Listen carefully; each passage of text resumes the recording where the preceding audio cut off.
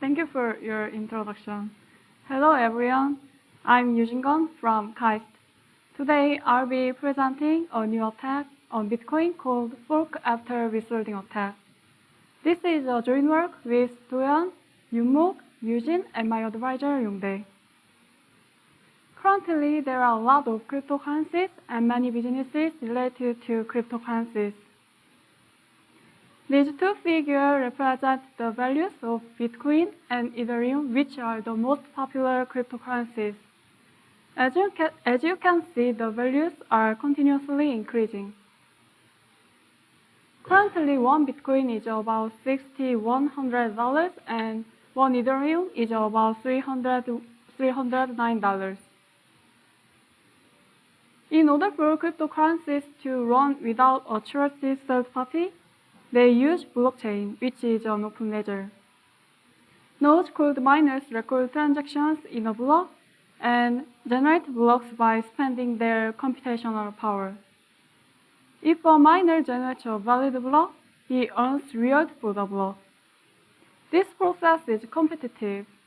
In this figure, for each N, only one miner can earn the block reward.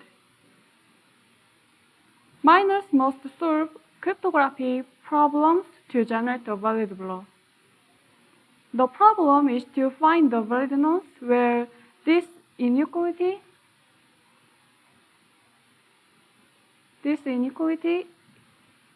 is satisfied for a given target number. This inequality means that the hash function output for concatenated string of block content and nonce should be less than the target number. Block contents are shown in this figure. Due to one-needs of hash functions, miners should spend vast computational power to solve this problem and generate a valid block.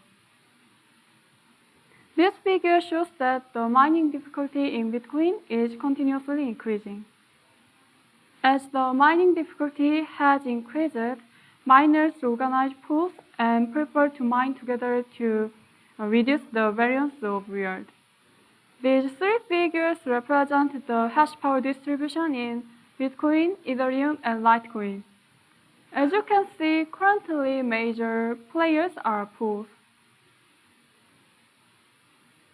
Most pools consist of a manager and many workers. Workers directly communicate with the manager.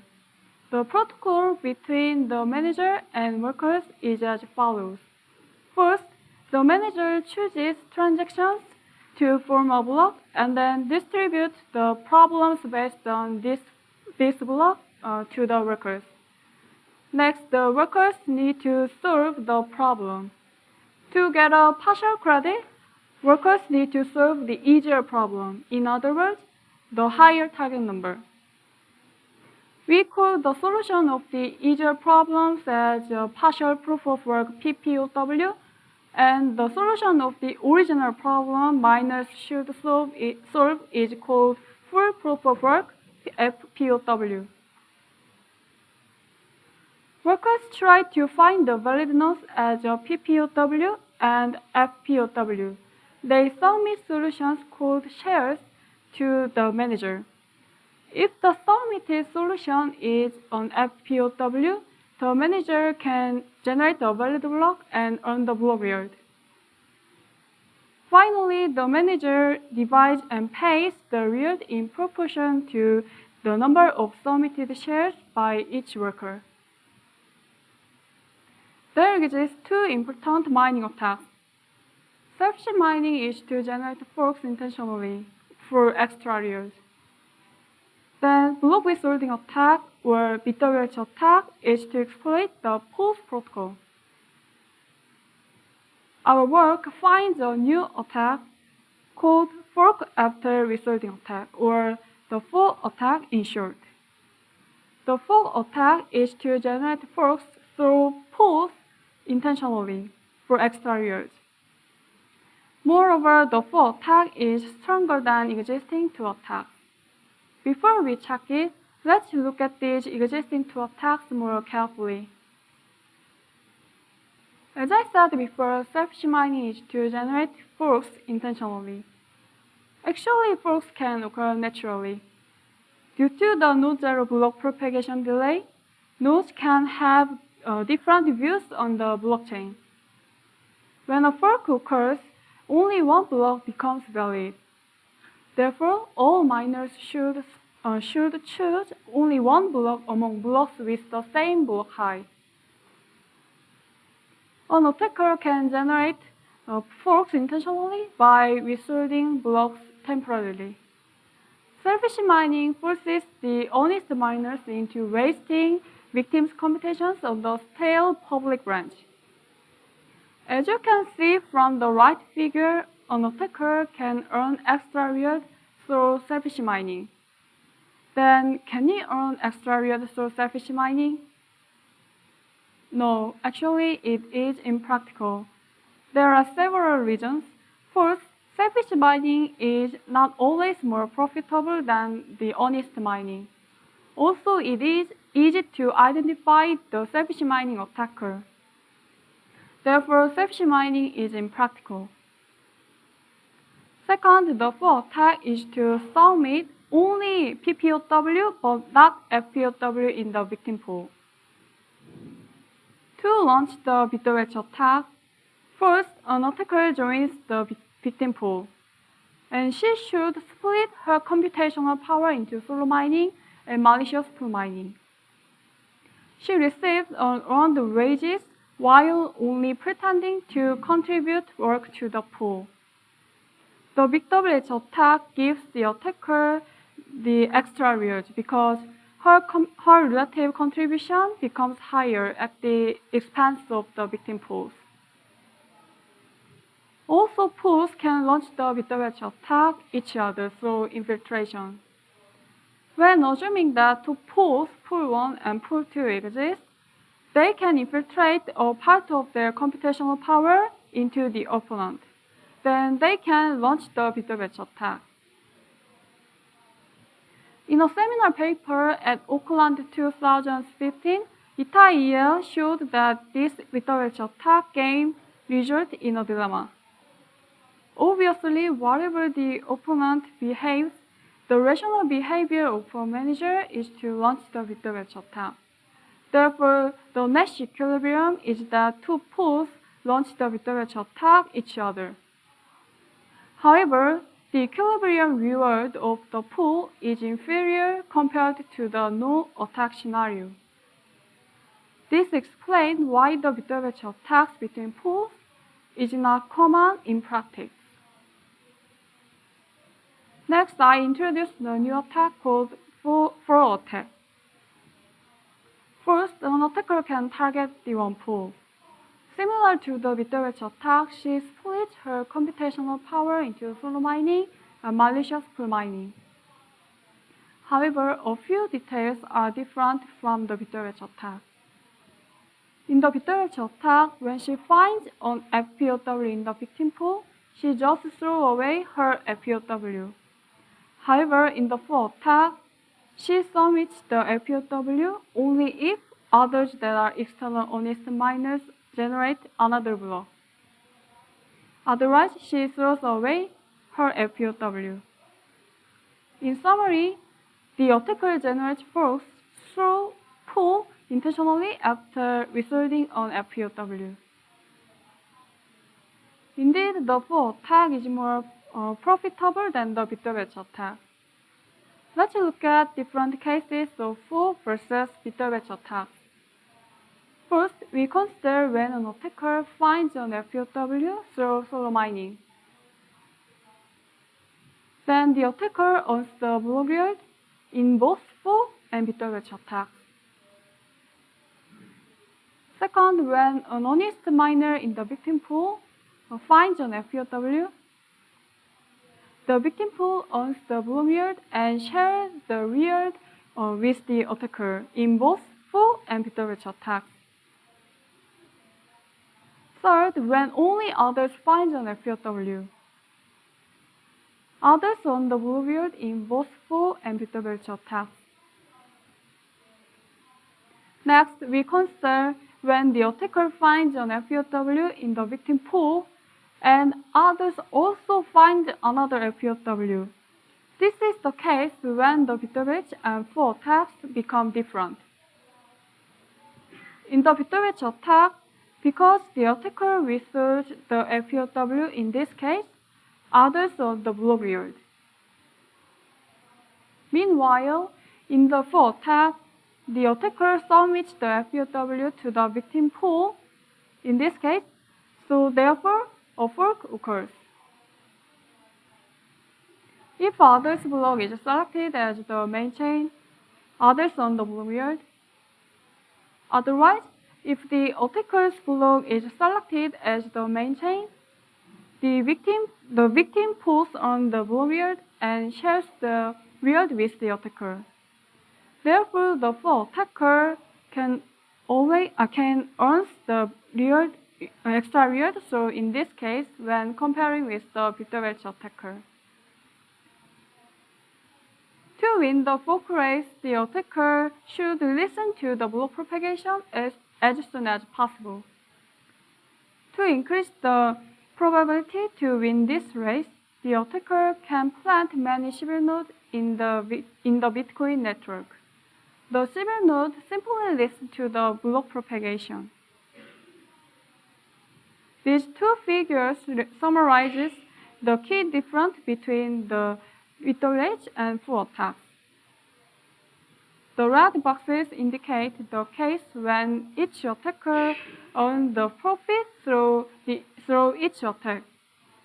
This clearly explains why full attack is more profitable than the bit-to-bit attack, because the attacker earns extra yield when she wins the fork race. Beneficiaries in bit-to-bit and full attacks are different. Indeed, in the bit-to-bit attack, external honest miners are the main beneficiaries because their relative contribution becomes higher by the bit-to-bit attacker's behavior. However, in the full attack, the attacker takes away a part of others' yield by generating force. Therefore, in the full attack, the attacker is the main beneficiary. Moreover, the victim in the full attack suffers a loss less than in the bit-to-bit attack. Through numerical analysis, we show the effect of the full attack. This color map shows the effect of full attack when an attacker possesses 20% computational power. X-axis represents the victim pool's computational power, and Y-axis represents a variable C. A variable C represents a probability that an attacker's FPW will be selected as the main chain when a fork occurs. Each color means relative extra yield. You can see the values according to colors in the right sidebar of each figure. Relative extra yield is the extra yield compared with honest mining. Negative relative extra yield means a loss. Therefore, as you can see these color maps, an attacker can always earn the extra yield. However, the victims always suffer a loss. Here, I show that the full attack is more profitable than the bit-to-bit attack numerically. This table represents the attacker's relative extra yield in terms of a variable C and her computational power. This table shows that the full attacker's yield increases when a variable C and her computational power increase. Note that when the variable C is 0, the case is equivalent to the case of the bit-to-bit attack. Also, you can see the theoretical analysis of the full attack in our paper. More advanced attacker can target multiple pools.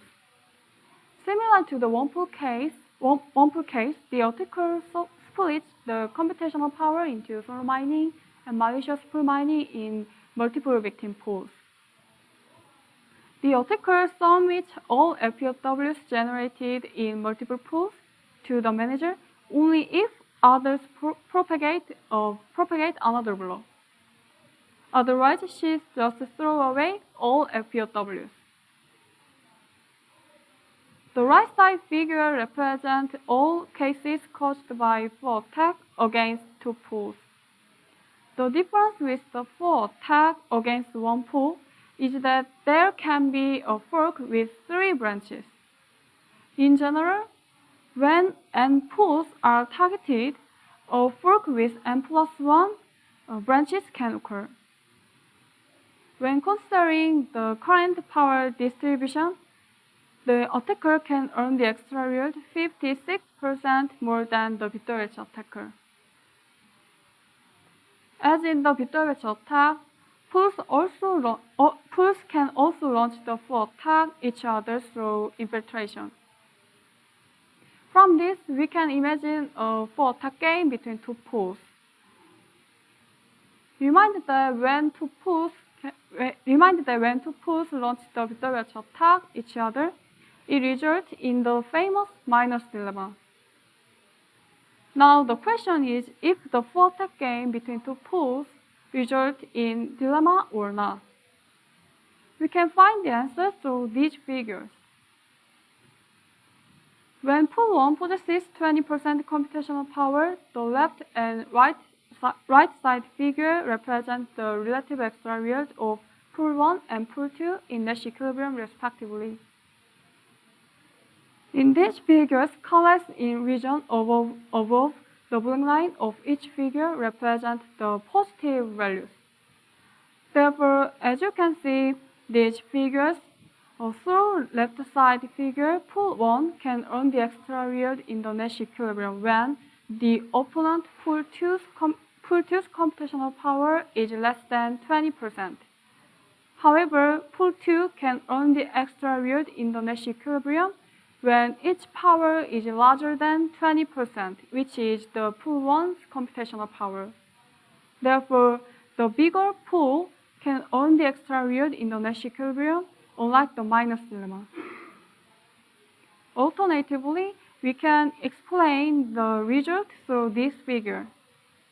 X-axis represents the pool 1's computational power, and Y-axis represents the pool 2's computational power. Pool 1 can earn the extra yield in the Nash equilibrium in the right side of each line according to the value of C. Especially when C is 1, a larger pool always earns the extra yield in the Nash equilibrium. However, the smaller pool always suffers a loss. As a result, fork attacks between two pools lead to a pool size gain. Then how can you detect the fork attack? Miners can detect if they suffer the fork attack because fork attack causes the high fork rate. However, it is hard to identify the fork attacker. The reason is that the fork attacker leaves a trace of the only victim pool's identities but not the attacker's identity. Furthermore, the manager can identify the miner who submits the FPOW causing the fork. Does it mean that the manager can identify the attacker? Not necessarily. The attacker can use many civil nodes in the victim pool and launch the fork attack. Therefore, what the manager detects is just only one identity of the civil nodes. Even though the manager gives even though the manager doesn't give the shares to the miner causing the fork, the fork attack is still more profitable because shares is only for one of the civil node. In summary, yes, the miner as well as the manager can detect the fork attack but not identify the fork attacker. As a result, the fork attacker can make the detection useless. Except the detection to make the fork attack not profitable, we can also consider a few different methods. Previously, new reward systems for mining pools have been proposed, but they have high variance of rewards, which is in opposition to the philosophy of pools. it makes them unlikely to be adopted. Another countermeasure is to change the Bitcoin protocol. In order to reduce the risk of attacks on mining pools, the Bitcoin protocols were proposed. However, they don't have backward compatibility. As a result, unfortunately, there is no unsievable. In conclusion, our work is to find the new attack called fork-attack. The fork-attack is to generate a fork intentionally through a pool. Also, fork-attack is stronger than existing two mining attacks, selfish mining and bit-of-edge attacks. First, the fork-attack is more practical than selfish mining because the fork-attack is always profitable and it is hard to identify the fork-attacker, even though both use forks. Also, the fork-attack is more profitable than the bit-of-edge attack. More interestingly, a larger pool may always own the extra yield in the Nash equilibrium. Then are we going to see the fork-attack in practice? Thank you very much.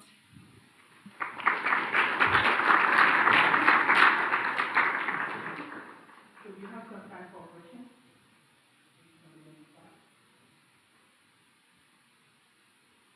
Okay, so while they are thinking, there is one question that I did not understand that I will try to ask. So, here, okay, sir. Hi. So my question is regarding the Sybil attack that you mentioned that a manager, a pool manager can be attacked, or the victim here may not be able to find out that it is under attack because there can be Sybil nodes that are present and adversary may use few of them to launch the attack. That part was not clear to me because what if we introduce some mechanism there? I mean, the manager can try to keep track of the IP addresses in other space, and actually these pool managers are certainly powerful entities which are present there. So maybe we can actually try to reduce the usage of the Sybil node to some small extent. So maybe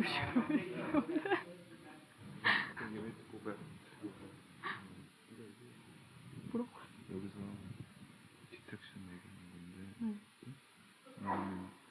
지금 매니저가 디텍트를 하기 위해서 여러 가지 노력을 할 수 있지 않냐, IP 주소 같은 거.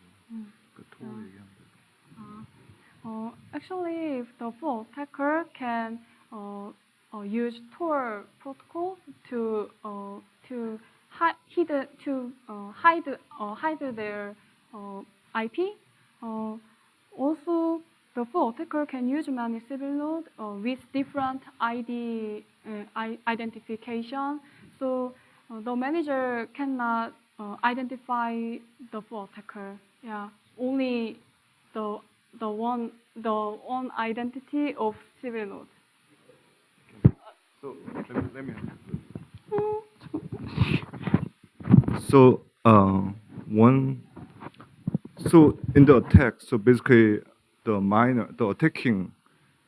attacker use a lot of infiltration miners, and like many of them, and actually many of them don't need to have very good network connection because those are miners, so they just infiltrate those, and then one of them got successful in the fork attack.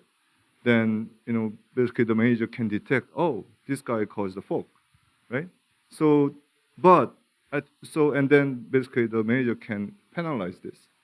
But if they all come from the Tor node, right, then you cannot identify actually if they are different nodes or not. So basically, like even if you detect, oh, I got attacked by a fork attack, but basically you don't know who's behind the attack.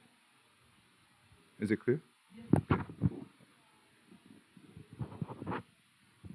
just add then, I mean, for sure, we are currently talking about a problem which is very difficult to solve.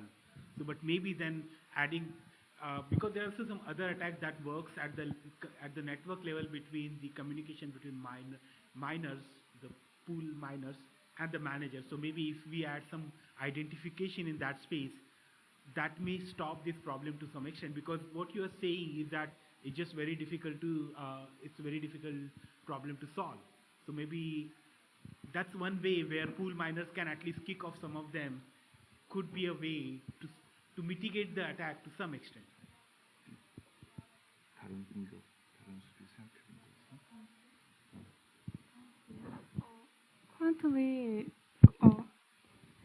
Currently, the countermeasure, I think the countermeasure is open problem. So, but our next work is to find the practical countermeasure. Yeah, our next work. Yeah. So one of the interesting thing is, when pools actually attack each other and like finger pointing each other's, and okay, yeah. Finger pointing each other.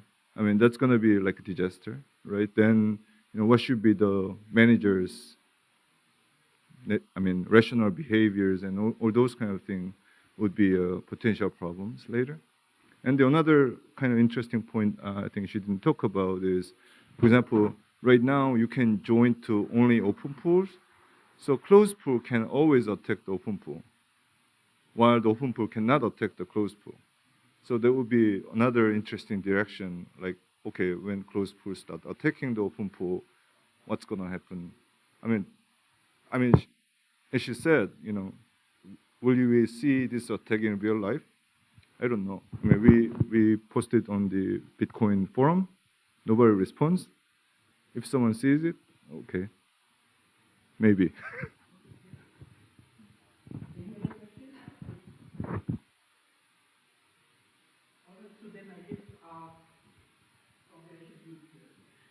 We should thank the speaker. Thank you.